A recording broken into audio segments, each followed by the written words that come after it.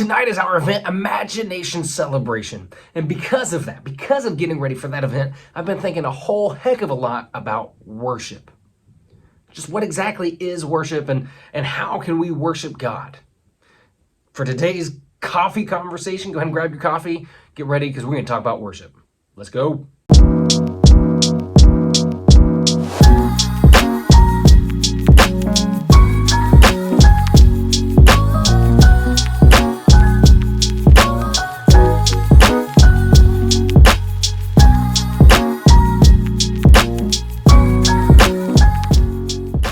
English language can be incredibly frustrating sometimes because, frankly, sometimes we just don't have the words to describe exactly what we're feeling or exactly what we want to say. A famous example of this is surrounding the word love, that we can love tacos. I do. I love tacos. I love my dog. I love my wife. I love my kids. I love my family. And in every one of those, the word love can mean something slightly different, slightly a little bit more nuanced, because certainly the way that I love tacos is not the same way that I love my wife.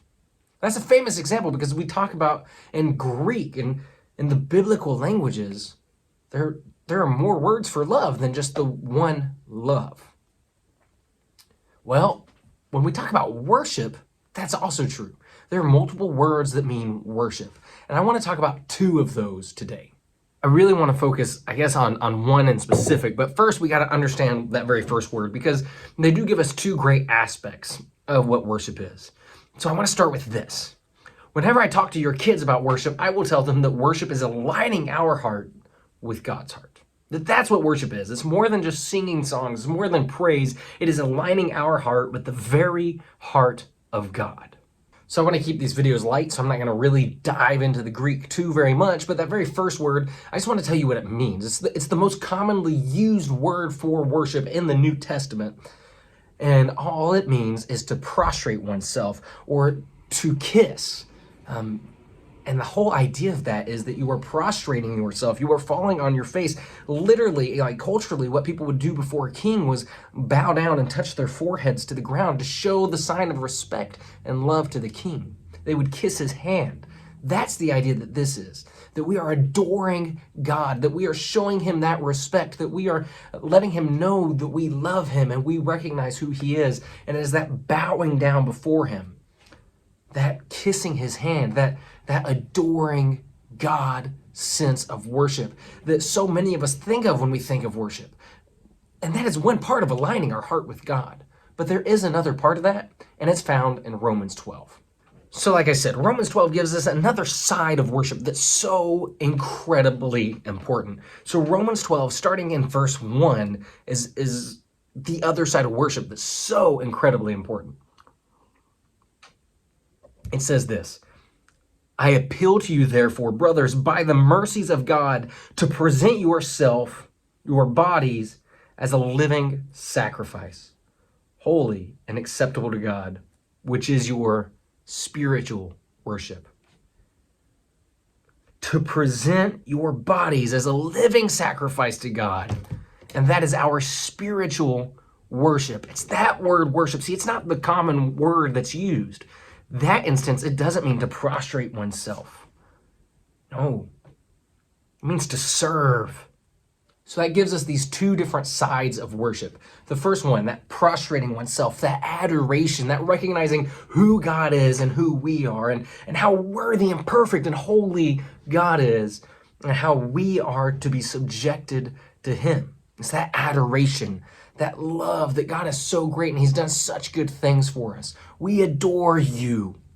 That's what we usually associate to worship. But this next one is super important, especially if we want to understand that worship is aligning our hearts with God's. Service, serving God, saying that, you know what, God, because of how good and how great you are, I'm going to surrender my life totally and completely to you. I will be a living sacrifice. My life is no longer my own, but it's yours. Worship is so much more than just singing songs. Worship is living a life of submission. Worship is saying, God, the things that you want, I want those. God, the things that you care about, I care about that. God, I am going to serve you.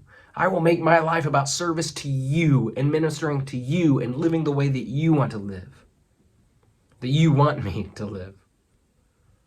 I adore you. That's part of it. Absolutely. But I'm morphing my heart to reflect yours, not just in those moments that I adore you, but every moment of every day. Worship is the way that we live, not just when we sing songs. So that's what's incredible about worship to me. Why I've been thinking about it is that worship is adoring God. That's one part of aligning my heart with His, recognizing that I love Him and that He loves me, and I get to celebrate that fact. I get to celebrate how good and faithful and awesome God is, and the fact that this creator God, this infinite God, cares about me, loves me. Oh, I want to adore Him for that. The other part is saying, God, I will serve you, and because of your greatness, because of your perfection, because of the fact that you and all your infiniteness love me, I will serve you and I will live as a sacrifice for you. It's incredible. I love that. I love that. What I really love about that is that means that I get to worship God, not just by singing songs, which is absolutely worship, but I get to worship God by being Caleb, by being who God designed me to be. I am worshiping God. By aligning my heart with His and being that person that He created me to be, by having my personality that He gave to me, by laughing at the things that He has allowed me to find funny, I get to worship Him. When I get to pursue Him and try to be that person that He has called me to be. It's incredible. I love it. That's what's on my mind.